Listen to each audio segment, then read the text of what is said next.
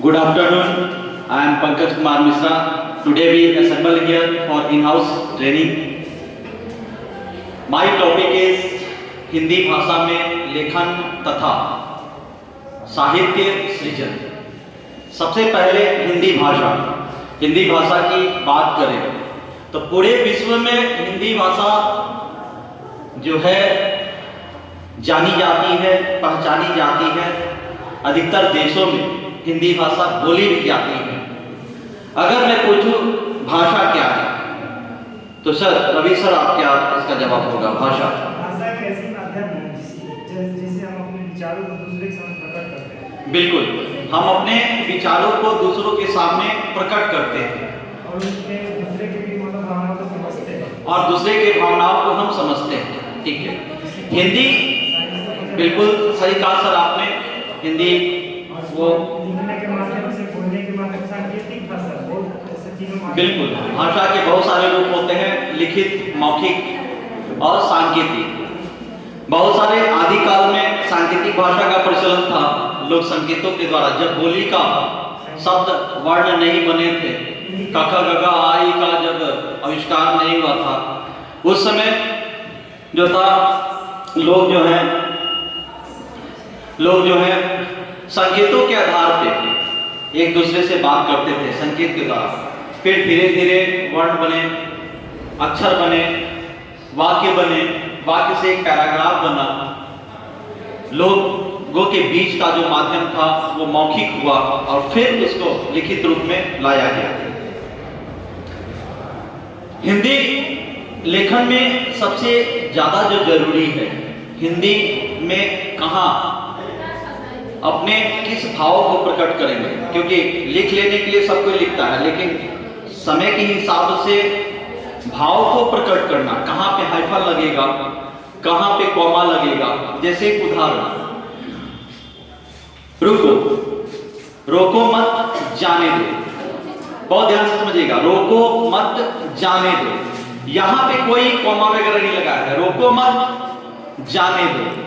तो वहां पे रोको मत के बाद अगर कॉमा लगाते हैं तो हो जाता है रोको मत जाने दो, जाने के लिए कहा जा रहा है। लेकिन अगर किसी वाक्य को हम कॉमा का स्थान बदल दें, रोको कॉमा मत जाने दो, तो वहां पे रोक दो, उसको जाने नहीं दो, भाव बदल गया। एक थोड़े से कॉमा के कारण पूरा का पूरा वाक्य बदल गया। तो हिंदी में लेखन के लिए जरूरी है कि कहाँ हर्षई का उच्चारण करेंगे, कहाँ दीर्घई लगेगा, कहाँ हाइफन लगेगा, कहाँ प्रश्नवाचक चिन्ह लगेगा, कहाँ विस्मयादिबोधक चिन्ह लगेगा, कारक चिन्ह कहाँ लगेंगे, उपसर्ग कहाँ लगाएंगे, प्रत्यय कहाँ लगाएंगे। इन सारी चीजों की जानकारी होनी जरूरी है लेखन में। अगर हम देखें लेखन को साहित्य के साथ अगर जोड़े तो बहुत सारी चीजें ऐसी हैं हिंदी समाज में जो है। हिंदी और साहित्य को जानने के पहले हम ये जानेंगे कि हिंदी हमारी राजभाषा है। अभी भी भारत में 40% लोग हिंदी बोलते हैं। जिस समय भाषाओं को प्रधानता दी जानी थी भारत में, उस समय वोटिंग जो हुआ, वोटिंग के हिसाब से 40% लोग भारत में हिंदी बोलने वाले निकले। उसके हिसाब से राजभाषा का दर्जा दिया गया 14 सितंबर को। राष्ट्रभाषा आज भी नहीं है। इतने सारे लोग मॉरिशस चले जाए, जिसको छोटा हिंदुस्तान कहा जाता है, वहां पे हिंदी बोलने वाले लोग। अमेरिका चले जाए, कहीं चले जाए, विश्व के किसी कोने में हिंदी बोलने वाले लोग आपको मिल जाएंगे। हिंदी हमारे इसमें हिंदी बोलने वाले में हमारे साहित्यकार, हमारे कवि, हमारे लेखककार, हमारे नाटककारों का योगदान जो है बहुत ज्यादा रहा है। लोग सिनेमा को देख के, हिंदी सिनेमा के गाने, आवारा राज कपूर की आवारा जब आई थी तो लोग इंग्लैंड में हिंदी सीखते थे उस गाने को सुनने के लिए, गाने के लिए। हिंदी हमारी राजभाषा है, इसका हमको गर्व होना चाहिए। अब आते हैं हम कि हिंदी साहित्य के प्रथम लेखक कौन थे। अगर हिंदी की बात करें तो हिंदी साहित्य के प्रथम लेखक आचार्य रामचंद्र शुक्ल जी थे। हिंदी साहित्य के प्रथम लेखक आचार्य रामचंद्र शुक्ल जी थे। हिंदी साहित्य के जनक जिनको कहा जाता है भारतेंदु हरिश्चंद्र, हिंदी साहित्य के जनक भारतेंदु हरिश्चंद्र हैं। हिंदी के जनक भी कहा जाता है गद्य में, गद्य और पद्य दो तरीके का लेखन होता है। तो गद्य में भारतेंदु हरिश्चंद्र को जो है हिंदी साहित्य के जनक कहे जाते हैं। प्रमुख कवि में तुलसीदास, साहित्य में तुलसीदास रामचरितमानस हुआ, विनय पत्रिका हुआ, कवितावली हुआ, दोहावली हुआ, ये सब तुलसीदास के द्वारा लिखी गई। तुलसीदास जी का अगर हम देखें उनके लिखने का, वो अवधी भाषा में उन्होंने लिखा है। एक प्रसंग मैं बताऊंगा तुलसीदास जी के द्वारा। जब श्री रामचंद्र जी सरयू नदी को पार करना चाह रहे थे और केवट के पास जाके उससे नाव मंगाते हैं, कहते हैं नाव लेके आओ और मुझे उस पार उतारो। केवट मना कर देता है, मांगी नाव न केवट आना। रामचंद्र जी नाव को मांगे लेकिन केवट नहीं आ रहा है। कहीं तुम्हार मर्मों में जाना, वो बोलते कि मैं आपके प्रभुता को जानता हूं। आप देखिएगा साहित्यिक शैली कैसी है। मांगी नाव न केवट आना, कहीं तुम्हार मर्मों में जाना। चरण कमल रज कहूं सब कहीं, मानसु करनी मुड़ी कहूं अहि। छुवत शिला भई नारी सुहाई, यही आपको रिविलगंज में अहिल्या का उद्धार रामचंद्र जी ने किया था। उसको कैसे साहित्यिक भाषा में तुलसीदास जी ने गढ़ा है, देखिए। छुवत शिला, शिला मतलब पत्थर, भाई नारी सुहाई, पाहन तेना काट कठिनाई। तो मेरे काट की क्या औकात है। जब एक पत्थर जो है नारी में बदल गई, अहिल्या में बदल गई, तो मेरे काट के नाव की क्या औकात है। जाए प्रभु पार अवसिक चहूं, मोहि पद पदम पाखारन कहूं। तो केवट बोले कि बिना चरण पखारे में आपको उस पार नहीं उतारूंगा। जैसे अहिल्या जो है वो पत्थर की शिला एक सुंदर नारी में बदल गई, तो मेरे काट के नाव की क्या स्थिति होगी। तो ये साहित्य तुलसीदास जी का था। तुलसीदास जी जो थे अवधी भाषा में रामचरितमानस की जो है उन्होंने रचना की है। दूसरा है कबीरदास, रमैली सबद साखी, कबीरदास की उल्टी वाणी, बरते कम्बल भींगे पानी। ये साहित्यिक भाषा थी। इसमें एक चीज आप बताएं कि जितने भी साहित्यक हुए, साहित्य का प्रचलन भारत में 13वीं और 15वीं शताब्दी के बीच में देखा जाता है। जब हम लोग यहाँ साहित्य आया 13वीं और 15वीं शताब्दी में, और साहित्य में जितने भी कवि हुए या लेखक हुए, उन्होंने रस और अलंकार को जोड़ा है। रस को भी उन्होंने दिया। रस हमारे अंदर दबा हुआ जो होता है, क्रोध, घृणा, द्वेष, हर्ष, उल्लास, विषाद, ये सारे रस हैं जो हमारे अंदर इनबिल्ट हैं पहले से। समय के साथ तो निकलते हैं बाहर, तो उनको लेखन में उन्होंने उसका यूज किया है। प्लस अलंकार, बहुत से अलंकार का मतलब होता है जैसे स्त्रियां अपने शरीर को सजाने के लिए गहनों का प्रयोग करती हैं, उसी तरह कवि और लेखक जो हैं अलंकार का प्रयोग अपने शब्दों को सजाने के लिए करते हैं। जैसे काली घटा का घमंड घटा अलंकार हुआ, ठीक है। तो यहाँ पे काली घटा का घमंड घटा, तो घटा मतलब बादल और घटा मतलब कम होना। दो जगह घटा का यूज किया गया है, लेकिन उसको साहित्यिक रूप में किया गया है। फिर दूसरा उदाहरण अलंकार का देखिए, अगर हम साहित्य में जो प्रयोग होते हैं, हरि गए हरि से मिलने, हरि गए हरि के पास, हरि गए हरि से मिलने, हरि गए हरि के पास। जब हरि हरि से मिल गए, हरिया भया उदास। यहाँ पे हरि का मतलब सांप और हरि का मतलब मेढक। हरि गए हरि से मिलने, सांप जो है भूखा है और वो मेढक से मिलने जा रहा है, वो मेढक को खोज रहा है कि उसका आहार होता है। हरि गए हरि से मिलने, हरि गए हरि के पास। सांप मेढक को ढूंढता ढूंढता उनके पास पहुंच गया, मेढक के पास। जब हरि हरि मिल गए, मतलब जब मेढक और सांप का मिलन हुआ, हरिया भया उदास, कि अब मर जाना है, मतलब मेढक उदास हो गया कि अब सांप मुझे खा जाएगा, मुझे मरना है। तो कवि और लेखक अलंकार का प्रयोग भी करते थे। काली घटा का घमंड कटा, कनक कनक ते 100 गुना, मादकता अधिकार। एक खाए बौराए नर, एक पाए बौराए। तो कनक का मतलब धतूरा भी होता है, कनक का मतलब सोना भी होता है। तो कनक कनक ते 100 गुना, मादकता अधिकार।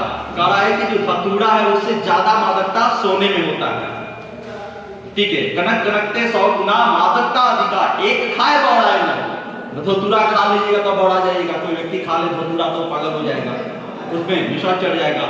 एक पाए बौड़ा, किसी को सोना मिल जाए वो बौड़ा जाएगा सोना को देख के। तो इस तरीके से अलंकार का प्रयोग साहित्य में किया गया। साहित्य की में अभी प्रमुख कवि तुलसीदास, कबीरदास, सूरदास, सूर सागर उन्होंने लिखा है। साहित्य लहरी, सूर सरावली उनके द्वारा लिखा हुआ है। जायसी, पद्मावत, अभी पिक्चर पद्मावत आई थी, जायसी के द्वारा लिखे हुए पिक्चर पे आई थी, काफी इसके लिए हंगामा भी हुआ था।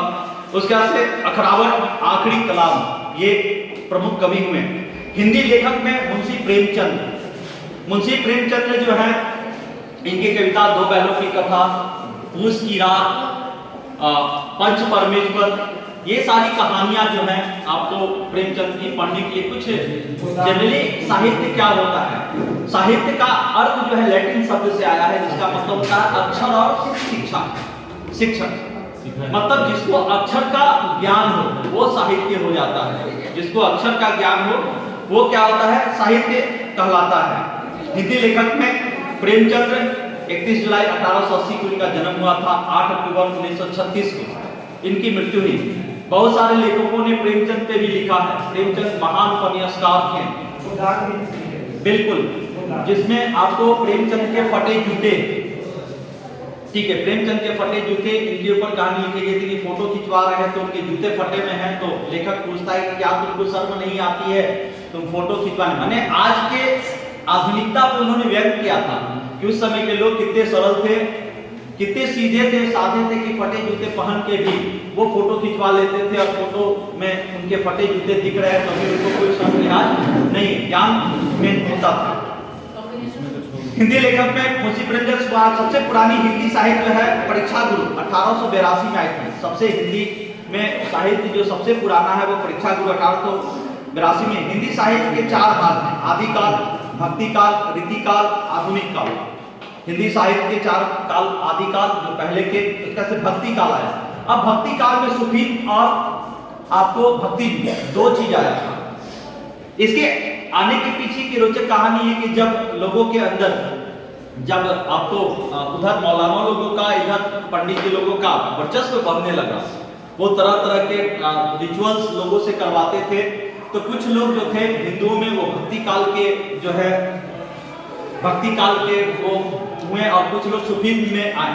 भक्ति काल और सूफीज़्म में कहता था कि बीच में किसी मीडिएटर की जरूरत नहीं है।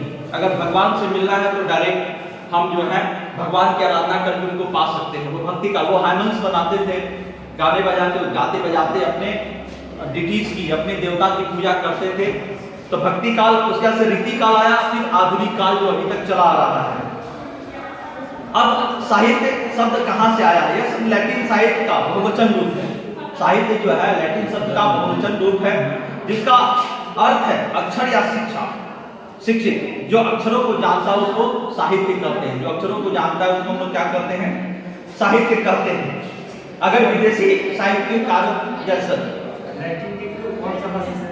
बहुवचन शब्द से, लैटिन के बहुवचन शब्द से आया है। हाँ, लैटिन में ये बहुवचन शब्द है साहित्य, जिसका अक्षर मतलब होता है आपको अक्षर, जो क ख ग घ आ ई का ज्ञान हो, और जो शिक्षित हो मतलब जिसको अक्षरों का ज्ञान हो साहित्य हो गया। अगर हम देखें विदेशी साहित्यकारों का तो दासोदास तासी, मौलवी करीमुद्दीन, श्री शंकर सिंगर, जॉर्ज ग्रियसेन, ये साहित्यकार रहे हैं। अब साहित्य जो है, अगर हम बात करें साहित्य की, तो क्योंकि मेरा टॉपिक ही है साहित्य सृजन क्या है। साहित्य बिना राष्ट्र की सभ्यता और संस्कृति निर्जीव है, क्योंकि किसी भी राष्ट्र में आपके राष्ट्र की संस्कृति को बताता है साहित्य। लेखक जो है किसी भी काल के लेखक हो, वो चाहे आदि काल के हों या भक्ति काल के हों, रीति काल के हों, आधुनिक काल के लेखक हों, समय के साथ समाज को आगे बढ़ाने का काम उन्होंने किया है अपने साहित्यों से। हम जब गुलाम थे तो बहुत सारे कवि जो है आपको कविता के रूप में हमारे देशभक्तों के जोश और जुनून को बढ़ाने का काम किए हैं। कोकिला बोलो तो तुम क्यों आधी रात में चीखती, एक कहानी 10th में कविता पढ़नी है, जिसमें कैदी जो है काल कोठरी के अंदर बंद है और वो कोयल की आवाज को सुनता है तो बोलता है कि कोयल सारी दुनिया सो रही है, तुम क्यों चीख रही हो 12 बजे 1 बजे रात में? क्या कोई कारण है? कोई अच्छा समाचार लाई हो तुम कि देश हमारा आजाद हो गया? इस तरह की कविताएं जो है साहित्यकारों के द्वारा लिखी जाती थी। तो साहित्यकार का कर्म ही है वह ऐसे साहित्य का सृजन करे जो राष्ट्रीय एकता, मानवीय समानता, विश्व बंधुत्व और सद्भाव के साथ हाशिए के आदमी के जीवन को उठाने में उसकी मदद करे। तो साहित्यकार का काम क्या है? वो लोगों को आपस में जोड़ने का काम करता है, जो राष्ट्रीय एकता को बनाने का काम करता है, मानवीय समानता, हर मानव समान है, इस चीज को बताने का काम करता है, विश्व बंधुत्व मतलब सारे विश्व के लोग एक हैं, इस चीज को बताता है, और सद्भाव के साथ हाशिए के आदमी मतलब जो कॉमन लोग हैं, जो सामान्य लोग हैं, उनको ऊपर उठाने का काम साहित्यकार का होता है। साहित्य का आधार ही जीवन है, बिना जीवन के साहित्य का कोई जो है आधार नहीं है। जीवन है तभी साहित्य है। इस साहित्य में बहुत सारे रूप देखने को मिलेंगे, घृणा के, क्रोध के, अवसाद के, खुशी के। तो साहित्यकार उस समय जो समाज की स्थितियां थी, जो समाज में प्रचलन चल रहा था, समाज में जो हो रहा था, समाज की विडंबनाओं से लेके आम आदमी के जीवन से लेके उसको अपने लेखन के द्वारा, कविता के द्वारा गढ़ के समाज के लोगों को बताते थे, उसका हल बताते थे, उसको आगे बढ़ने की प्रेरणा देते थे। साहित्यकार समाज और अपने युग के साथ लिए बिना रचना कर ही नहीं सकता। कोई भी साहित्यकार हो, जब तक वो समाज को साथ नहीं लेगा, जब तक वो लोगों को अपने साथ नहीं जोड़ेगा, वो रचना नहीं कर सकता। क्योंकि रचना की सृजनशीलता जो है, सृजन मत होता है निर्माण, वो साहित्यकार कहाँ से लेगा? वो लोगों से लेता है। प्रेमचंद्र देखेंगे गांव के जीवन को घेरा है अपने साहित्य में। प्रेमचंद्र ने गांव के जीवन को घेरा है। पंच परमेश्वर, दो बैलों की कथा, उन्होंने जानवरों को पात्र बना के उनके मनोभावों को सामने किया है कि जानवर भी संवेदनशील होते हैं, जानवरों में भी दिल होता है, वो भी सोचते समझते हैं, उनकी भी सोचते समझने की शक्ति है। ठीक है, क्योंकि सच्चे साहित्यकार की दृष्टि में साहित्य ही अपने समाज के अस्मिता की पहचान होता है। और आप किसी वर्ल्ड के किसी कोना में चले जाए, वहां के जो भी साहित्यकार हैं, आपको अगर पूरे समाज को जानना है तो वहां की किताबें आप पढ़िए, उन साहित्यकारों को पढ़िए, कुछ कविता लिखने वाले कवियों को पढ़िए, आपको पूरे समाज का रूपरेखा आपके सामने आ जाएगा। क्योंकि वो जो चीज उठाते हैं लिखने का, एक आधार बनाते हैं लिखने का, तो समाज से ही लिखते हैं, समाज को देख के ही लिखते हैं। समाज में जो चीज हो रहा है उसके ऊपर भी वो लिखते हैं। साहित्य जब एक समाज के लिए उपयोगी है तभी तक ग्राह है, और जब तक ग्राह मतलब उसको ग्रहण करने योग्य समाज, तभी साहित्य जो है तभी तक उपयोगी है जब समाज उसको ग्रहण कर रहा है। नहीं तो साहित्य का कोई मतलब नहीं है कि अब जैसे हम टीचर क्लास में जाते हैं, पढ़ाते जाते हैं, बच्चे उसको नहीं ले रहे, तो मेरे पढ़ाने नहीं पढ़ाने का कोई अर्थ नहीं हुआ, वो बेकार है। वो पढ़ाना नहीं पढ़ाना दोनों बेकार है। तो साहित्य तभी तक सार्थक है, किसी कवि, किसी लेखक के द्वारा लिखा हुआ कोई भी चीज, जब तक समाज के लोग उसको ले, अपने अंदर आत्मसात करे, आत्मसात ही नहीं करे, उनके बताए हुए रास्ते पे अपने आप को चलाए, अनुसरण करे उस चीज का, तभी जाके वो सफल हो सकता है। साहित्य की उपदेयता में ही साहित्य की प्रासंगिकता, उपदेयता मतलब साहित्य जब देता है तभी उसका होना, प्रासंगिकता का मतलब होता है होना या नहीं होना कहा जाता है। साहित्य तभी तक सक्षम है जब वो कुछ देता है, समाज को कुछ देने का काम करता है, उसकी प्राथमिकता जो है, प्रासंगिकता जो है, तभी तक सफल है। साहित्यकार के अंतस में युग चेतना होती है। अब युग चेतना, युगों युगों की चेतना जो है, जिसको अवेयरनेस हम लोग कहते हैं इंग्लिश में, वो होती है। साहित्यकार अवेयर होता है समाज के प्रति, जागरूकता, जिसको जागरूक करते हैं, अवेयरनेस उसमें होती है साहित्यकार का। वो बहुत कीन ऑब्जर्वेशन करता है किसी चीज को, बहुत कीन ऑब्जर्वेशन करने के बाद अपने शैली में, अपने लिखने के शैली में, क्योंकि बहुत सारे लोग बाग शैली में लिखते हैं, अवधी शैली में तुलसीदास जी ने लिखा, साखियां कबीरदास जी ने लिखी, बाग शैली लहलाद के द्वारा बाग शैली में लिखा गया, आगे मैं उसकी चर्चा करूंगा। गेयता, गेयता एक वर्ड है जो गाने योग, बहुत सारे लोग गेयता में लिखते हैं, जो गाया जा सके। आप कह सकते हैं रामचरितमानस जो है गेयता शैली में है, अवधी भाषा में लिखी गई, लेकिन गेयता शैली में उसको कोई भी समान कोमल आदमी गा के उसको जो है गा के उसको पढ़ सकता है, उसको समझ सकता है। यही चेतना साहित्य सृजन का आधार बनती है, और यही चेतना जो है साहित्यकारों में, ये समाज की सृजन का मतलब था निर्माण, समाज के निर्माण में सहायता करती है। अगर ये लोगों में आत्मसम्मान साथ नहीं किया जाए, इसका सृजन जो है बेकार जाएगा। साहित्य का श्रेष्ठ साहित्य भावनात्मक स्तर पर व्यक्ति और समाज को संस्कृत करता है, अब साहित्य जो है लोगों को संस्कार से जोड़ता है, भावों से जोड़ता है, भावनात्मक चीजों से जोड़ता है। जब तक किसी चीज में भाव नहीं होगा, जब तक किसी चीज में संस्कृति का निवेश नहीं होगा, उसमें बसा हुआ संस्कृति और भाव नहीं होगा, तब तक समाज नहीं रह जाता है। अब प्रश्न उठता है कि श्रेष्ठ साहित्य है क्या? किस साहित्य को हम श्रेष्ठ मानेंगे, किसको श्रेष्ठ नहीं मानेंगे?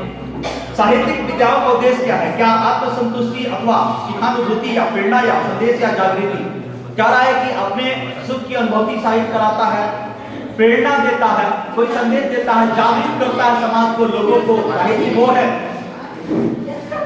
संवेदना ही एक ऐसी चीज है जो साहित्य को समाज से जोड़ती है, और साहित्य को संवेदना जोड़ सकती है। आप किसी दो व्यक्ति का इंटरेक्शन जब होता है, कन्वर्सेशन होता है, तो वहां पे दो व्यक्ति आपस में जुड़ते हैं, वहां पे कहीं ना कहीं भाव आता है, भावनात्मक चीजें आपस में जोड़ती है। अगर भाव नहीं रहे तो दो व्यक्ति आपस में कभी भी नहीं जुड़ पाते हैं। आप घर में भी देखो, घर में जो छोटे बच्चे जिनको माँ बाप पहले ही स्कूल भेज देते हैं, हॉस्टल में रखने के लिए भेज देते हैं, भावनात्मक जो संवेदना है वो खत्म हो जाती है। बच्चे जब बड़े होकर घर आते हैं तो माँ बाप के प्रति उनका एक लगाव होता है, क्योंकि माँ बाप है। लेकिन वो चीज जो कन्वर्सेशन से साथ रहने से जो भाव उत्पन्न होता है, वो चीज उत्पन्न नहीं होती। साहित्य के साथ वही चीज होता है कि साहित्य के जितने करीब आप जाएंगे उतने ही ज्यादा भाव के साथ उसके साथ जुड़ेंगे, उसको समझेंगे।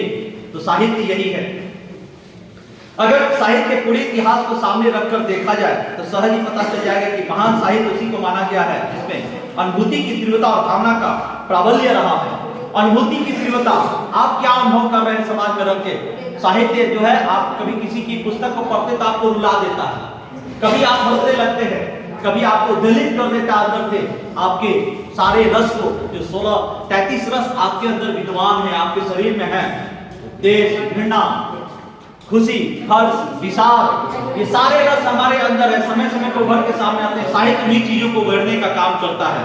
आप किताब की लाइनें आपको जो है आपके उस रस को भार के सामने ला देती है, वो रस जो है आपके सामने लाती है, और आप जो है उसके हिसाब से काम करते हैं। जितने भी साहित्यकार हुए अपने समय के हिसाब से जो उन्होंने लिखा, चाहे वो हमारे गुलामी के समय का वो समय रहा हो, बहुत सारे कवियों ने, लेखकों ने लिखा कि हमारे क्रांतिकारी भाइयों को उन्होंने उत्प्रेरित किया, उनको आगे की तरफ अग्रसर किया, उनको जागृत किया कि देश को आजाद कराने के लिए आपको करना क्या है। वो करते क्यों थे? कलम में वो ताकत होती है।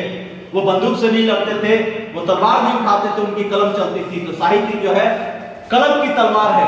कलम अगर सही ढंग से चल गई तो पूरे समाज को बदल के रख देती है। साहित्यकार इस चीज को दिखाए, समय के साथ साहित्यकारों ने इस चीज को दिखाया है कि उनकी लेखन में इतनी ताकत थी, उनके लेखन में इतना जादू था, उनके लेखन की ताकत और जादू जो है समाज को बदल के रख दी। और समाज को बदलने के लिए अच्छे साहित्य का होना ज्यादा जरूरी है। श्रेष्ठ साहित्य एक सार्थक, स्वतंत्र एवं संभावनाशील विधाओं के जीवन, यथार्थ, अंश, खंड, प्रश्न, क्षण, केंद्र बिंदु, विचार या अनुभूति को गहनता के साथ व्यंजित करता है। अब एक अच्छा साहित्य क्या करेगा? सार्थक होना चाहिए। लिखने के लिए कोई भी कुछ लिख देता है, उसकी सार्थकता होनी चाहिए कि किस चीज को लेके लिखा गया है। उस समय समाज का जो था परिवेश क्या था, लोगों के अंदर क्या कमियां थी, समाज में क्या कमियां थी, किस चीज के ऊपर साहित्यकार आपकी दृष्टि को डालना चाहता था। तो सार्थकता तभी संभव है जब साहित्यकार उस चीज को पकड़े और उस चीज को अपने कलम के द्वारा उसको लेखनी के रूप में बदल दे। स्वतंत्र होना चाहिए। साहित्य जो है किसी के दबाव में नहीं होना चाहिए। अगर मैं किसी पे कुछ लिख रहा हूं तो उसके मेरे ऊपर कोई दबाव नहीं होना चाहिए। तो हमारे जितने भी कवि और लेखक हुए हैं, उन्होंने अंग्रेजों पे भी कटाक्ष किया, उन्होंने मुगलों पे भी कटाक्ष किया, हमारे यहाँ जितने आक्रमणकारी उन पे भी कटाक्ष किया, बिना डरे, बिना अपने मौत के डर के उन्हें कहा। तो स्वतंत्र होना चाहिए। जब आप स्वतंत्र होते हो, जब आप अपने भाव की अभिव्यक्ति स्वतंत्र रूप से करते हो, तो आपके दिल में जो होता है उभर के सामने आता है। अगर किसी का दबाव पड़ जाए, कोई आपको दबाने की कोशिश करे, तो जो चीज आप लाना चाहते हो सामने, वो चीज सामने नहीं आ पाता है। फिर है यथार्थ, अंश। अंश जो है समाज से लिया हुआ कोई एक हिस्सा, साहित्यकार जो है एक हिस्से को लेता है, उसके ऊपर लिखता है। खंड, एक खंड काल को लेता है, एक समय को लेता है, उसके ऊपर लिखता है कि इतने बजे, इतने खंड काल से लेकर इतने खंड काल तक जो समाज की अदालत क्या थी, समाज में क्या व्याप्त था, समाज में किस चीज को आगे लाना जरूरी है, लोगों को कैसे उत्प्रेरित करना जरूरी है, लोगों को समझाना कैसे जरूरी है, ये चीज प्रश्न उठता है। साहित्यकार जो है प्रश्न करता है लोगों से अपने साहित्य के माध्यम से वो प्रश्न करके लोगों को देता है मौका कि आप इस प्रश्न का जवाब अपने दिल से भावनात्मक सोच के द्वारा दें कि आप जो है ऐसा क्यों। क्षण केंद्र बिंदु विचार या अनुभूति को गहनता के साथ व्यंजित करता है। साहित्य इतना विराट और सूक्ष्म है, ये विराट भी है और सूक्ष्म भी है। अब इसका अर्थ समझेंगे कि विराट क्यों है। लेखन की जो है कोई अंतिम छोर नहीं है, लिखने वाला जो है किसी भी टॉपिक पे किसी भी बिंदु पे लिख सकता है, और ये सूक्ष्म है क्योंकि ये सबके पकड़ में नहीं आता। बहुत सारे आप कवियों को पढ़ें, बहुत सारे आप जो है लेखकों को पढ़ें, लिखे कुछ और आते हैं, उसका अर्थ कुछ और आता है। जैसे मैं एक उदाहरण दूंगा यहाँ पे, लहलाद के द्वारा लिखा हुआ एक जो है, हम लोग को पढ़ना भी इस चीज को। इस देखिए, रस्सी कच्चे धागे की खींच रही मैं नाव। अगर कोई सामान्य व्यक्ति इतना सूक्ष्म है, इसका अर्थ रस्सी कच्चे धागे की खींच रही मैं नाव। तो कोई कहेगा कि अगर सिंपल आदमी कोई समझे, इसके गहराई में नहीं है, तो कहेगा कि रस्सी जो है कच्चा धागा की एक नाव को खींचा जा रहा है। समझने वाला ये समझेगा, जाने कब सुन मेरी पुकार करे देव भवसागर पार।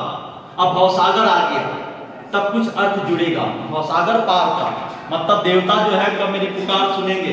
तो यहाँ पे रस्सी कच्चे धागे की, रस्सी क्या है? जीवन है, कच्चे धागे की है ये, ठीक है। हम अपने जीवन को खींच रहे हैं, नाव रूपी जीवन को हम अपनी आत्मा से खींच रहे हैं। यहाँ पे आत्मा कच्चा धागा हो गया, जो आपके और आपके शरीर के बीच का जो एक बंधन होता है। अगर बहुत स्पिरिचुअलिटी में जाइए, गहराई के साथ, अगर स्पिरिचुअल भक्ति नहीं, पुजेरी नहीं, स्पिरिचुअल अगर आप हैं तो इस चीज को समझेंगे कि आत्मा और शरीर का जो आपस का जुड़ाव होता है वो एक ऊर्जा के द्वारा होता है, जिसको कच्चा धागा कहा गया। हम उसी से अपने शरीर को खींचते हैं, मतलब अपने जीवन यापन को करते हैं। जाने कब सुन मेरी पुकार करे देव भवसागर पार।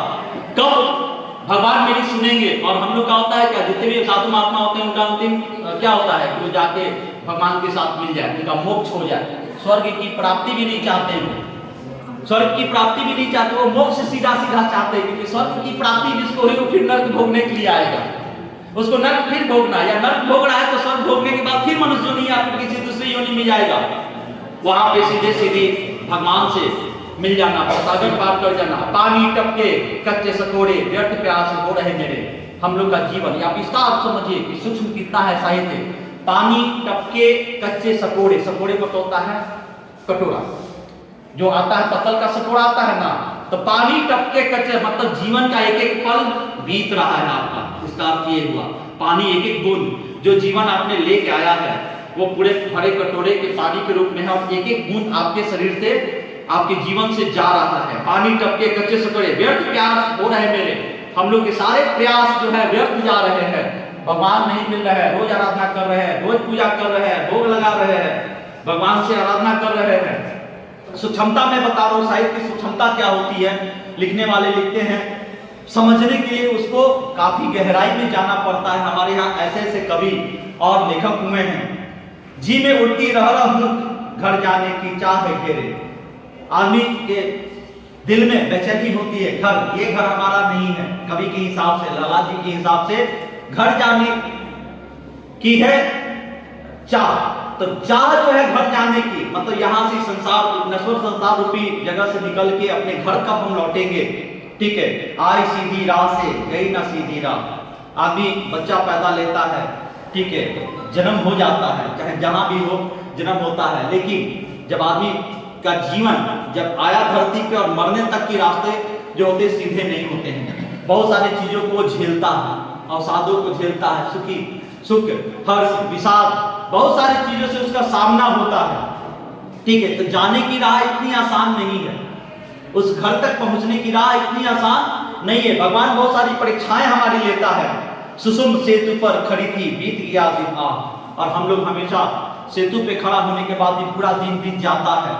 हम लोग अपने जीवन को व्यर्थ इसी तरह गंवा देते हैं, पैसे के पीछे, बेटे बेटियों के पीछे, माँ बाप के पीछे, समाज के बंधन में हम अपने लिए कुछ नहीं करते हैं। हमको जो मुख्य धन कमाना चाहिए, जो कहते हैं कि हम लोग को यहाँ से जाने के बाद उस पैसे की जरूरत पड़ेगी, जिसको पुण्य कहा जाता है, ये पैसा सांसारिक पैसा हुआ जो यहाँ के सुखों को तो देगा, लेकिन मरने के बाद हिंदू मैथोलॉजी के हिसाब से लाइफ आफ्टर डेथ, ठीक है, मरने के बाद भी जीवन अगर हम मानते हैं। लहलाद जी का कहना है कि सुषुम सेतु पर खड़ी थी, बीत गया दिन जेब टटोली कौड़ी ना पाई। और जब मरने के करीब आए तो कोई पुण्य नहीं कमाया था, जेब टटोले, कोई पुण्य शरीर में नहीं था, ठीक है ना। मांझी को तू क्या उतराई, भगवान को मैं क्या दूं, क्योंकि भगवान वहां पे आपके पुण्य को देखता है, आपके यहाँ के पैसे रुपये को नहीं देखता, आपके यहाँ के प्रभाव को नहीं देखता, वो देखता है आपने जीवन में कितना क्या किया, जीवन में क्या कमाया, पुण्य कितना कमाया, ठीक है। तो ये एक उदाहरण था लहलाद जी के द्वारा लिखा हुआ साहित्य जो है विराट भी है, इसमें विराटता जो है दिख रही है इस कविता में लहलाद जी के, और ये सूक्ष्म भी है। इसको समझने के लिए काफी गहराई में डूबना पड़ता है। यहां भी भाव है, सिंपल अगर पढ़ें तो इसका अर्थ कुछ और हो जाएगा, अगर भाव में डूब गए तो इसका भाव बहुत बड़ा है, सूक्ष्म भी है, विराट भी है। साहित्य जो है कि उसको विश्लेषित करने की सामर्थ्य किसी में नहीं है, साहित्य को कोई विश्लेषण दे दे, उसको विश्लेषित कर दे, ये सामर्थ्य किसी में नहीं है। साहित्य क्या है, अक्षर का ज्ञान ही तो है, लेकिन वो अक्षर के एक एक वर्ण जो साहित्यकार एक माला में पिरो के हमारे सामने प्रस्तुत करते हैं, उसका एक अलग आनंद है। साहित्य का कार्य चुनौती देना या लेना नहीं, साहित्य ना चुनौती देता है किसी को, ना चुनौती लेता है। साहित्य सर्वजन हिताय सर्वजन सुखाय कहा गया है, सबका हित हो, सब कोई सुखी हो। सर्वजन का मतलब सभी लोग सुखी हो, सब लोगों का हित हो, साहित्य वही है। साहित्य जो है किसी का हानि थोड़े ना करता है, बिल्कुल वही चीज है सर। तो वो चीज जो है साहित्य जो है सबको कुछ देता है, लेता किसी से नहीं, वो सबका हित चाहता है। ये डिपेंड करता है हमारे ऊपर की, हमारे लेखकों के द्वारा लिखे गए, कवियों के द्वारा लिखे हुए कविताओं, और आपको जो है गद पद को पढ़ के हम उससे कितना ले रहे हैं, ठीक है। फिर इस सर में निसंदेह आत्मा भी समाहित होता है, कोई भी रचना किसी प्रकार की निर्धारित औपचारिकताओं के अधीन नहीं होती। अब कह रहा है कि साहित्य में आत्मा लगी होती है, कोई औपचारिकता नहीं है इसमें, साहित्य कोई औपचारिकता नहीं निभाता है, लेखक का आत्मा वहां पे लगा रहता है, आत्मा से वो आत्मा की आवाज सुनता है, और आत्मा के आवाज से निकली हुई आवाज को अपने कलमों के अक्षरों के द्वारा उपयोग के हमारे सामने रखता है। रचनाकार जो जीवन के सूक्ष्म गहन अनुभूति एवं विचारों के शिल्पगत निर्धारित तत्वों के सीमा में अवध होकर सही जहार दे पाने में दिक्कत महसूस करते हैं, तो शिल्पगत पुराने संबंध साचे को तोड़ फेंकते हैं। और रचनाकार क्या करते हैं, जब हमारे समाज की परंपरा, जो हमारे समाज की परंपरा है, वैसी सारी परंपराएं जिसका जो है हम लोगों को जो है उद्वेलित करती है, हम उसको पसंद नहीं करते हैं, और वो लेखक जो हैं जब उनका मन व्यथित हो जाता है, आत्मा में दर्द उठने लगता है, तो उनके कलम के द्वारा वो उनका व्यथा, उनका हर्ष, उनका विषाद, उनकी सारी चीजें जो है कलम का जादू वहीं पे दिखता है उनका है, कलमों के द्वारा वो हमारे सामने रखती हैं, ठीक है। श्रेष्ठ साहित्यिक रचना कुछ मूलभूत संस्कार है जो आम रचनाकार द्वारा पालित किए जाते हैं, जो उस श्रेणी की रचना बन जाती है। रचना लिखने के लिए सब कोई लिखते हैं, लेकिन कुछ चीजें हैं जो रचना को श्रेष्ठ बनाती है। लिखने के लिए, खाने के लिए, खाना बनाने के लिए सब कोई बनाता है, लेकिन किसी का खाना बनाया हुआ हाथ का बहुत अच्छा लगता है, ठीक है। पढ़ने के लिए सब कोई पढ़ते हैं, लेकिन अच्छा पढ़ता है, ठीक है। उसी तरह रचना तो बहुत सारे लोग लिखते हैं, लेकिन किसी की रचनाएं जो है बहुत अच्छी उभर के सामने आती कैसे, जिन कौशलों की जरूरत होती है उसमें कथनांक मतलब कहे जाने वाला, शिल्प, वैचारिक पक्ष, शैली, संवेदनीयता और उसका कला पक्ष प्रमुख है। अब हम इसको बारी बारी से इसको देखेंगे कि हर जो साहित्य में ये सारे जो वर्ग हैं इसका क्या मतलब है, इसका क्या महत्व है हमारे जीवन में। रचना कौशल, अब लिखने का तरीका क्या है, कोई गैता शैली में लिखता है, कोई बाग शैली में लिखता है, कोई साखियां लिखता है, कोई छंद में लिखता है, कोई बंध में लिखता है, सबकी शैली अपनी अपनी है। अलग अलग शैली होने के बाद भी नदियां हिमालय से भी निकलती हैं भारत के, तो नदियां जो है मानसरोवर से भी निकलती हैं, नदियां जो है आपको पेनिनसुलर इंडिया से भी निकलती हैं, संसार के हर जगह पे नदियां निकलती है, लेकिन सबका एक ही मकसद होता है, लोगों को जीवन देना, लोगों को जीवन देना। साहित्य कुछ भी हो, किसी भी समय के किसी भी मापदंड को उठा के लिखा गया हो, किसी भी परिस्थिति के ऊपर लिखा गया हो, किसी भी समस्या को लेकर लिखा गया हो, सबका एक ही मकसद होता है, लोगों के अंदर जागृति को पैदा करना, लोगों के अंदर विश्वास को पैदा करना। आप बहुत सारे हैं पढ़े अगर आप किताबें, तो हम लोग के यहाँ प्रेमचंद्र तो है ही, तुलसीदास हैं, कबीरदास हैं ही, ठीक है, भरतेंदु हरिश्चंद्र हैं ही।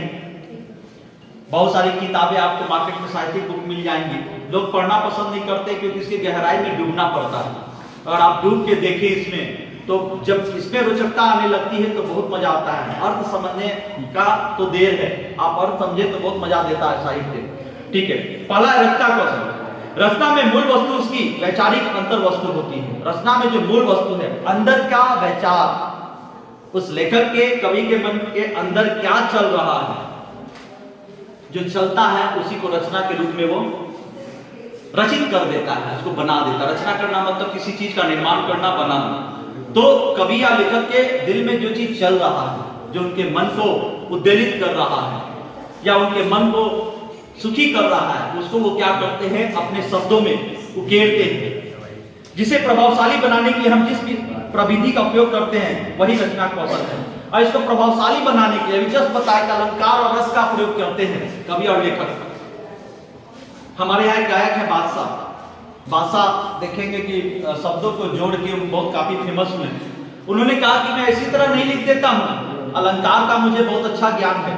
इंटरव्यू में जब उनसे पूछा गया कि आप शब्दों की रचना कर देते हैं और कभी तुरंत बना के और तुरंत जो है किसी भी गाने में उसको समाहित कर देते हैं, उनका कहा कि मुझे अलंकार मैंने पढ़ा है, काफी गहराई से अलंकार पढ़ा है। शब्दों को पिरोना इतना आसान नहीं है, शब्द को पिरो के बोल देना इतना आसान नहीं है। अलंकार की जरूरत, कवि और लेखक क्या करते हैं, अलंकार और रस के माध्यम से अपने रचना को प्रभावशाली बनाने का काम करते हैं।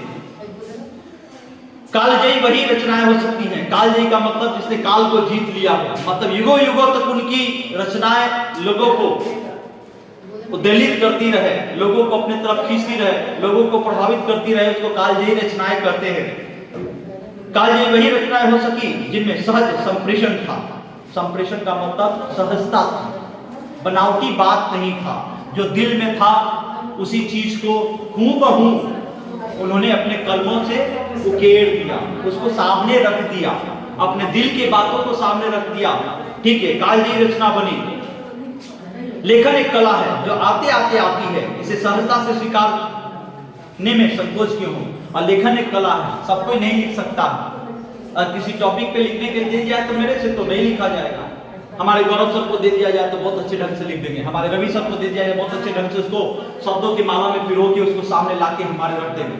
तो ये कला है, एक दो दिन में नहीं आया होगा, मैं भी समझ सकता हूँ, ये सतत प्रयास के कारण होता है। जो हमारे लेखक थे उनको भी ये चीज एक दो दिन के अंदर नहीं आई, सतत प्रयास, लिखते लिखते लिखते जानकारी होते होते होते उनके लिखने की शैली बदली होगी और वो उस रूप में आज कालजयी रचनाओं के साथ हमारे समक्ष खड़े हैं, जिनको भुलाया नहीं जा सकता है। मील का पत्थर वो साबित हो रहे हैं।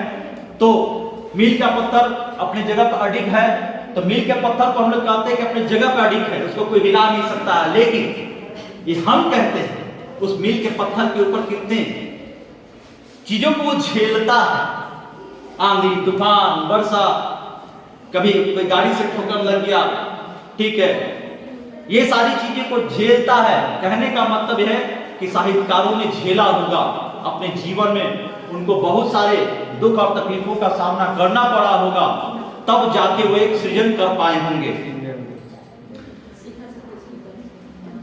इसे काव्य सृजन उससे भी कठिन है। आयोजनों के लिए रचा गया काव्य सामान्यतः रचनाकार का श्रेष्ठ कृतित्व नहीं हो सकता है। और कह रहा है कि अगर आयोजनों के लिए, किसी आयोजन के लिए अगर कोई काव्य की रचना कर रहा है तो वो जो है उतना सर्वश्रेष्ठ नहीं हो सकता है जितना अपने मन से निकले हुए चीज जो है, अपने मन से निकले हुए भावों को कोई अगर कलम में प्रतिबद्ध कर देता है, पिरो देता है, तो वो होगा। हम लोग आगे जो देखेंगे कथनान, लेकिन उसके पहले हम ये चीज जानेंगे कि साहित्य के 4 तत्व जो है, भाव, कल्पना, बुद्धि और शैली। आगे के क्रम में बढ़ने के पहले हम लोग इस चीज को देखना चाहेंगे कि साहित्य के 4 तत्व हैं। पहला है भाव। साहित्य की आत्मा कही जाती है भाव को। अगर भाव नहीं है तो साहित्य का कोई मतलब नहीं है। साहित्य में भाव जो है उसको आत्मा कहा जाता है, और सबसे ज्यादा प्रभाव उत्पन्न करने वाला यही होता है। साहित्य जो है अगर भाव नहीं है तो उत्पन्न जो होना चाहिए प्रभाव नहीं उत्पन्न होगा। भाव सबसे ज्यादा उत्पन्न करने वाला तथ्य होता है। भाव को साहित्य की आत्मा भी कही जाती है। भाव काव्य का बड़ा व्यापक तत्व है, और भाव जो है किसी भी काव्य का, कविता का व्यापक तत्व है। भाव के बिना इसका कहीं कोई आधार नहीं है। अब साहित्य की सृजन का आधार क्या होना चाहिए, इस चीज को जानेंगे। फिर हम लोग आएंगे कथनांक पे। अगर साहित्य सृजन हो रहा, सृजन मतलब निर्माण, उसका आधार क्या होगा। साहित्य की उपादेयता नहीं, साहित्य की प्रासंगिकता है। बताया कि साहित्यकार के अंतस में युग चेतना होती, ये भी मैंने बताया था कि चेतना जब तक नहीं होगी तब तक उसमें उस आदमी, जब तक लेखककार और कवि जो है अपने चेतना में नहीं होगा, जागृत अवस्था में नहीं होगा, लोगों को जगाने का काम कैसे करेगा। तो वो खुद जागृत अवस्था में होते हैं। ठीक है, साहित्य की आवश्यकता क्यों है? हमको साहित्य की आवश्यकता है तो फिर क्यों है? साहित्य समाज को स्वस्थ, कलात्मक, ज्ञानवर्धक मनोरंजन प्रदान करता है। स्वस्थ, कलात्मक मनोरंजन प्रदान करता है। साहित्य जो है हमारा मनोरंजन भी करता है, हमको ज्ञान भी देता है, कला के नजदीक लाता है।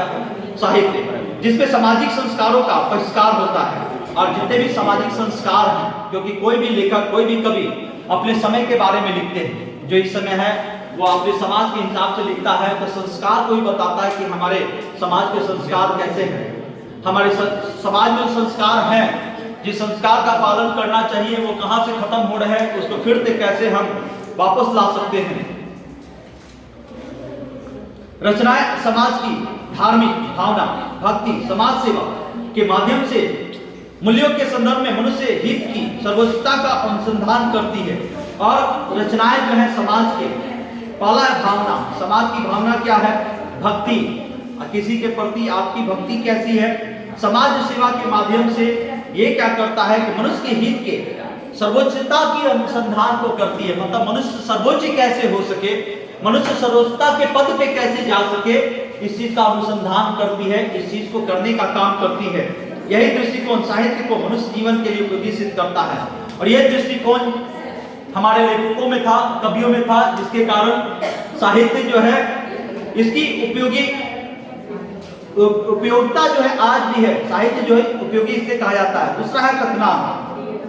कथा वस्तु में एक तानता, मतलब एक रूप होना चाहिए। आप देखेंगे अच्छे साहित्यकार के जब किसी साहित्यिक बुक को पढ़े, कविता को पढ़े, वो आपको बांध के रखता है। आपको कहीं से ऐसा नहीं लगता है कि यहाँ से लड़ी टूट रही है, कड़ी टूट रही है। आगे का जो है वो अपने रोचकता को बनाए रखता है। रोचकता को बनाए रखने का मतलब कि आप पहला लाइन पढ़ लिया, अगर एक पैराग्राफ पढ़ लिए तो अंत तक आपको पढ़ने का मन करेगा कि पूरी किताब खत्म करके ही आप उठे। वो इस चीज को इतना रोचक और इतना अच्छा बनाने का काम करता है। ठीक है, तीव्रता, एकांतता है, सूक्ष्मता है। साहित्य सूक्ष्म होता है तो तीव्र होता है। साहित्य जो होता है तीव्र होता है। अब यहाँ पे तीव्रता का मतलब क्या हुआ कि लाठी लेके मारने वाली तीव्रता? बिल्कुल नहीं। उसके शब्द की तीव्रता इतनी तेज होती है कि सामने वाले को वो हिला के रख देता है। अगर सामने वाला समझदार हो, समझने वाला हो साहित्य को, तो शब्द के प्रयोग साहित्य में ऐसे ऐसे होते हैं कि वो आपको अंदर तक उद्वेलित करके रख देता है। गहनता, कितने गहराई में गहनता, किसी भी लेखन की गहनता को तभी आप पकड़ सकते हैं जब आप उसमें डूबे। पूरी तरीके से जब तक डूबेंगे नहीं तब तक उसकी गहनता को हम नहीं खोज सकते हैं। जिन ढूंढा तिन पानियां गहरे पानी पैठ। अगर मोती को ढूंढना है तो सागर के नीचे जाना पड़ेगा, सिप तक। मोती उठ के आपके सामने नहीं आएगा। ठीक है, जिन ढूंढा तिन पानियां गहरे पानी पैठ, वहां पे बैठना पड़ेगा। इसकी साहित्य की गहनता को समझने के लिए साहित्य के अंदर डूबना पड़ेगा। साहित्यिक चीजों के संपर्क में ज्यादा आना पड़ेगा, साहित्यिक पुस्तकें हमारे महान लेखकों और कवियों को पढ़ना पड़ेगा, तभी साहित्य की गहनता समझ में आएगी। एक तंतुता और सांकेतिकता आदि होने से रचना की प्रभावशीलता अधिक बढ़ जाती है। सांकेतिक भाषा में कवि और लेखक लिखते हैं, सांकेतिक भाषा में उनके लिखने का कारण होता है, वो जब भी लिखते हैं सांकेतिक भाषा में लिखते हैं। कारण क्या है? जैसे रामधारी सिंह दिनकर की एक कविता, जला अस्थियां बारी बारी, अस्थियां मतलब हड्डी, जला अस्थियां बारी बारी, बारी बारी से अस्थियां जल रही हैं, चिटकाई जिनमें चिंगारी, जिसमें से चिंगारियां निकल रही हैं, चिटकाई जिनमें चिंगारियां निकल रही हैं, जो चढ़ गए पुण्य वेदी पर, जो पुण्य वेदी मतलब चिता, पुण्य वेदी का मतलब चिता होता है, जो चढ़ गए पुण्य वेदी पर लिए बिना गहन का मोल, और वो कोई बिना मोल लिए अपने पुण्य वेदी पर चढ़ने का कोई उन्होंने पैसा नहीं लिया। अर्थ आप लोग से पूछेंगे, कलम आज उनकी जय बोल, कलम आज उनकी जय बोल, बता सकते हैं इसका? रामधारी सिंह दिनकर, गहनता में हम लोग जा रहे हैं। फिर से सर, जला अस्थियां बारी बारी, चिटकाई जिनमें चिंगारी, जो चढ़ गए पुण्य वेदी पर लिए बिना गहन का मोल, कलम आज उनकी जय बोल। ये हमारे वीर सैनिकों के लिए कहा गया है। ये सारी चीजें जो है हमारे वीर सैनिकों के लिए कहा गया है कि हमारे वीर सैनिक जो थे वो अपने मातृभूमि के ऊपर प्राणों का निछावर कर दिए, चिता पे चले गए, चिता पे चढ़ गए, कोई पैसा नहीं ली उस चिता पे, अपने मृत्यु का उनका कोई भय नहीं था, मातृभूमि पे मरने का कोई भय उनको नहीं था। ठीक है, तो ये रामधारी सिंह दिनकर ने इसको इस तरीके से दिया। महादेवी वर्मा का एक थोड़ा सा आप लोग को प्यार के रस में डुबाते हैं, उनका जो एक कृति है, तुम जो ना आते तो अच्छा था। रवि सर आपके लिए, तुम जो ना आते अच्छा था, आगे ना जाते तो अच्छा था। महादेवी वर्मा का लिखा हुआ है, तुम ना आते तो अच्छा था, आगे ना जाते तो अच्छा था। ठीक है, बताएंगे आप इसका, तुम ना आते तो अच्छा था, आगे ना जाते तो अच्छा था, तुम जाते जाते जाना हमको दीवाना कर गए, तुम जाते जाते जाना हमको दीवाना कर गए, दिल ना लगाता तो अच्छा था, ना तरफते तो अच्छा था, दिल ना लगाते तो अच्छा था, ना तरफते तो अच्छा था, तुम जो ना आते तो अच्छा था। बताएंगे इसका अर्थ? ये सर हमारे जो अमरवीर पुत्र हैं उनके बारे में कहा गया है। बिल्कुल, तो तमाम वीर पुरुषों के बारे में कहा गया जिन्होंने हमें भारत देश को आजाद करने के लिए अपने खुद का सेक्रीफाइस किए ताकि लोग अच्छे से जिए। बिल्कुल, लुड़ाते चले, कोई इसको सुनेगा तो कहेगा कि प्रेम की गीत है। बिल्कुल छाल कर दिए और उन माँ वीर सुपुत्र को जन्म दे रहे माँ को भी हमें आगे। बिल्कुल, मैंने भी जब पढ़ा महादेवी वर्मा जैसी लेखिका और प्रेम गीत, लेकिन इसका अर्थ बिल्कुल अलग है, गहनता इसकी कुछ और है, इसकी सूक्ष्मता कुछ और है, इसकी सूक्ष्मता, इसकी गहनता कुछ और निकल के आएगी। तो साहित्य में यही होता है, लिखा कुछ और रहता है, समझा कुछ और जाता है, अर्थ कुछ और होता है। Thank you sir. हाँ सर, ये भी ऐसे भी जब ये जीवन और ये मिला हुआ है उसको ऐसे बिना कारण के चले जाए तो फिर वही आना जाना लगा रहेगा। बिल्कुल सर, जो भी रहा है कुछ करके चले गए, बिल्कुल किए और अपना बिल्कुल सेवा में लगाए, उन बिल्कुल ने हमको तो ऐसे ही तक पाके चले गए, जो आज हमारे आंसू निकल के श्रद्धा किया। बिल्कुल सर, बिल्कुल बिल्कुल, आपने बिल्कुल सही बोला सर। अब दिल को क्या समझाए, हमको दीवाना कर गए, ठीक है ना, हमको दीवाना कर गए, वो जो गए देश के लिए निछावर हो गए वीर पुरुष, उनके प्रति दीवानगी पैदा कर गए। हरिवंश राय बच्चन की एक और उदाहरण साहित्य की गहनता और सूक्ष्मता को जानने के लिए, भाव देखिएगा, अंबर के आनंद को देखो, अंबर के आनंद को देखो, कितने इसके तारे टूटे। अगर कोई सिंपल कोई अगर समझे तो भाई तारा टूटते रहता है, तारा टूटता है। अंबर के आनंद को देखो, कितने इसके तारे टूटे, कितने इसके प्यारे छूटे, जो छूट गए फिर कहां मिले, जो छूट गए फिर कहां मिले, पर बोलो टूटे तारों पर कब अंबर शोक मनाता है, जो बीत गई सो बात गई। अर्थ बताएंगे इसका? Yes, sir. गहनता, इसकी सूक्ष्मता बताएंगे? बोलिए सर। तब पहले वाले 2 लाइन बोलिएगा। अंबर के आनंद को देखो, हमारे पूरे देश पूरे विश्व के देखिए, कितने इसके तारे ना मिलते जाने हैं। कितने वीर आए वाह, हाँ और सर। अमर होके, यानी कि वीर मर के हमें अच्छे से आजाद करके और ये चले गए। चले गए, ठीक है।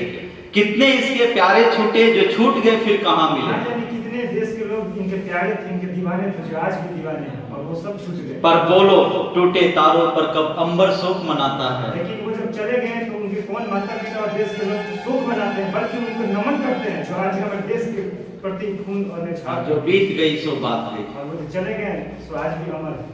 बिल्कुल, ये थी साहित्य की गहनता और सूक्ष्मता, ठीक है। थैंक यू रवि सर, बहुत अच्छा इसका विश्लेषण किए। तो कथनांक में गहनता सूक्ष्मता होना है, इसकी प्रभावशीलता अधिक बढ़ जाती है, अर्थ कुछ और होता है, कलम कुछ और लिखते हैं सामान्य लोगों के लिए। तो साहित्य को समझने के लिए इसकी गहनता तक जाना, इसके सूक्ष्म तत्वों को पकड़ना ज्यादा जरूरी होता है। और जिसने सूक्ष्मता को पकड़ लिया, गहनता को पकड़ लिया, वो जो है इसमें डूब जाता है, ठीक है। इसलिए रचना में के तत्वों में तीव्रता और गहनता लाकर वह प्रभाव उत्पन्न किया जा सकता है। चंद्रधर शर्मा गुलेरी की कहानी, उसने कहा था को मोटे तौर पर देखो तो 3 विशेषताएं हैं जो उसने कहा था, को कालजयी और अमर बना के चली गई थी, अपनी अपनी योगदान देती है। इसका शीर्षक फलक और चरित्रों का गठन। तो जो भी साहित्यकार होते हैं, कलम का जादू इस तरीके से चलाते हैं कि सामने वाले को खींचे। समाज में परिवर्तन का सबसे अच्छा अगर कोई तरीका है, आकर्षक, जो सबसे अच्छा तरीका है, भाव को भाव के साथ मिला दे। ये काम लेखक और कवि ही कर सकते हैं, ये काम लेखक और कवि ही कर सकते हैं, किसी के भाव को भाव से मिलाने का काम। हम क्लास में पढ़ाते हैं बच्चों के साथ भावनात्मक रूप से, अनुराधा मैम ने बोला कि भावनात्मक रूप से जुड़ना, वो भी एक तरह का साहित्य ही है। भावनात्मक रूप से बच्चों के साथ जुड़ते, वो भी एक तरह का साहित्य ही है, ठीक है। अब कथा वस्तु पे आते हैं कि साहित्य का तीसरा जो चीज होता है वो कथा वस्तु। अब कथा क्या?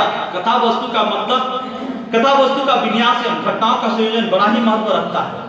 अब कथा वस्तु आप लिख रहे हैं और घटना आप किस तरीके से पिरो रहे हैं, तो साहित्यकार क्या करते हैं कि सारी घटनाओं को एक के साथ एक कड़ी जोड़ते हैं, जिससे लोगों में लोग आपस में बंधे रहे, उनके साहित्य के साथ बंधे रहे, ठीक है। क्योंकि कथा वस्तु का विन्यास, घटनाओं के क्रम, नियोजन की प्रस्तुति जब रचना में सशक्त होती है, तब पाठक को अपनी तरफ खींचती है। और कोई क्यों पढ़ेगा किसी को? आप मेरी बात क्यों सुनेंगे? आप लोगों की बात क्यों सुनेंगे? जब तक कथन जो पिरोया गया है प्रभावशाली नहीं होगा, तब तक आप उसकी तरफ नहीं खींच सकते हैं। तो साहित्यकार जो हमारे रहे, हमारे देश के, वो खींचे अपने तरफ लोगों को। हर समय के साथ उन्होंने लिखा, समय के साथ उन्होंने जगह जगह पे अलंकारों का प्रयोग किया, रस का उपयोग किया, और आपको अपने साहित्य के साथ बांध कर रखा। हर लेखक अपनी क्षमता के अनुसार कथा विन्यास का उपयोग अपनी रचनाओं में करता है। समय, सत्य और जीवन सत्य के लिए खंड, अंश, कर्ण, कोण, प्रश्न, विचार, स्थिति, प्रसंग को लेकर चलने वाली रचना में कथनांक का एक बड़ा महत्व है, ठीक है। तो कथनांक का बहुत बड़ा महत्व है। आप किसी भी चीज को लेके चल रहे हैं और कथनांक आपका सही नहीं है, तो फिर जो है आपको जो है कथनांक अगर सही नहीं है तो कोई इसको नहीं पढ़ेगा। विश्व में जो सबसे पहला साहित्यिक सम्मेलन जो हुआ था, हम लोग आगे चर्चा करेंगे, सुस्पष्ट विचार श्रृंखला, उसके लिए बीच में कुछ और बता दें। ये 1910 में हुआ था। हिंदी साहित्य सम्मेलन के संस्थापक जो थे बाबू श्याम सुंदर दास। 1910 में साहित्य सम्मेलन हुआ, इसके संस्थापक जो थे बाबू श्याम सुंदर दास थे, और इसके जो सभापति थे मदन मोहन मालवीय जी थे। इसके सभापति जो थे मदन मोहन मालवीय जी थे, ठीक है। उन्होंने इसकी जो है सभा का आयोजन इन्होंने किया था।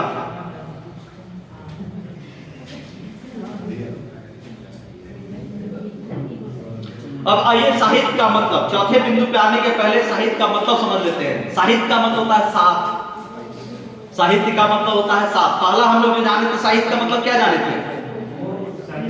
अक्षर प्लस शिक्षक, मतलब जिसको अक्षर का ज्ञान हो साहित्य हो गया। अब साहित्य का अर्थ होता है साहित्य या साथ होने की अवस्था। तो जब आप किसी की किताब पढ़ते हैं तो अपने आप को उसमें डुबो देते हैं, आप उसके साथ हो लेते हैं। लेखक जो आपको बताना चाहता है वही समझते हैं, अपने दिमाग से कुछ नहीं सोचते हैं, साहित्य के अंदर डूब जाते हैं। तो साथ या साथ होने की अवस्था, शब्द और अर्थ की सहिता सार्थक शब्द, और शब्द और अर्थ कोई जरूरी नहीं कि जो शब्द का प्रयोग साहित्यकार कर रहा है उसका अर्थ वही हो जो आप समझ रहे हैं, उसका अर्थ चेंज हो सकता है। सभी भाषाओं में गद्य एवं पद्य की वे समस्त पुस्तकें जिनमें नैतिक सत्य और मानव भाव बुद्धिमत्ता का व्यापकता से प्रकट किए गए हैं, जिसमें नैतिक सत्य, नैतिकता का सत्य जो है बुद्धिमानी प्रकट किया गया है, सब साहित्य में आता है, साहित्य के मतलब को उजागर करता है।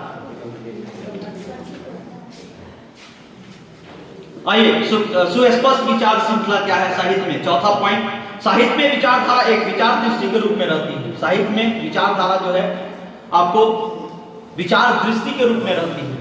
विचारों की धारा जो होगी जब तक आपका किसी चीज पे, यहाँ पे विचार दृष्टि का मतलब कि आपका ऑब्जर्वेशन कितना है, आप किसी चीज को ऑब्जर्व कितना कर रहे हैं।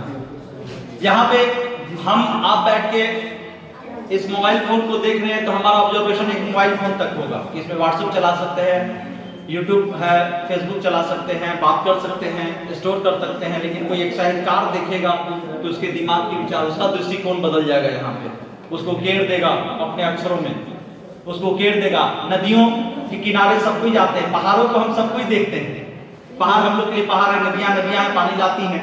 लेकिन एक साहित्यकार वहां पे जाके खड़ा हो जाएगा तो नदी और पहाड़ से भी संगीत निकाल देता है, उससे भी अर्थ निकाल के हमारे सामने ला देता है। ठीक है, जब कभी सृजन के स्तर पर वो भावबोध को निर्दोष करती थी, मुक्ति बोध के साहित्य में विचारधारा के उपयोग के लिए कामयानी का मूल्यांकन करते हुए कहा था, काव्य रचना जितनी उत्कृष्ट होती है, काव्य रचना जितनी उत्कृष्ट होगी उसकी प्रभाव क्षमता उतनी ही अधिक होती है। काव्य की रचना जितनी उत्कृष्ट होगी, अच्छी होगी, उसकी प्रभाव उतनी ही अच्छी होगी। इसलिए उस काव्य कृति में व्यक्त विचारधारा की प्रभाव शक्ति को ध्यान में रखते हुए उसका मूल्यांकन अवश्य किया जाना चाहिए। तो काव्य में प्रयुक्त काव्य कृति को के विचारधारा की प्रभाव शक्ति को ध्यान रखते उसका मूल्यांकन करना, मतलब किसी काव्य के बारे में उसका जो है आलोचना करना या उसके पक्ष में जाना, उसके जो है बाकी चीजों को देखना, मूल्यांकन जरूर करें। लेकिन विचारधारा के मूल्यांकन को काव्य गुण के मूल्यांकन से अलग रखना चाहिए। तो आपका विचारधारा का मूल्यांकन आप कर रहे हैं, काव्य गुण के का मूल्यांकन नहीं करें। जिसने किसी रचना का सृजन किया है, आप उसके ऊपर उंगली नहीं उठा सकते हैं, क्योंकि आपकी परिस्थिति उस रचनाकार की परिस्थिति में काफी अंतर होगा। आप आज के परिवेश के हिसाब से सोच रहे हैं, काव्य रचनाकार जो था जब सृजन किया होगा तो उस समय समाज की स्थिति क्या होगी उसके हिसाब से वो सोच रहा है। जैसे डेमोक्रेसी का अर्थ बदलता है, हम डेमोक्रेटिक कंट्री में हैं, लेकिन समय के साथ डेमोक्रेसी का अर्थ बदल जाता है। आज से 100 साल पहले डेमोक्रेसी का जो अर्थ आज नहीं है। 100 साल पहले जब हम गुलाम थे तो डेमोक्रेसी का अर्थ था कि आजादी होना। डेमोक्रेसी का मतलब ये ना था हमको छूट मिला, आजादी मिल जाएगा गुरुजों से। आज के बच्चों से पूछिए तो डेमोक्रेसी का अर्थ क्या है, वो तो आजाद है नहीं, उनके लिए डेमोक्रेसी का अर्थ बदल गया। तो काव्य का मूल्यांकन जरूर कीजिए, उसकी आलोचना मत कीजिए।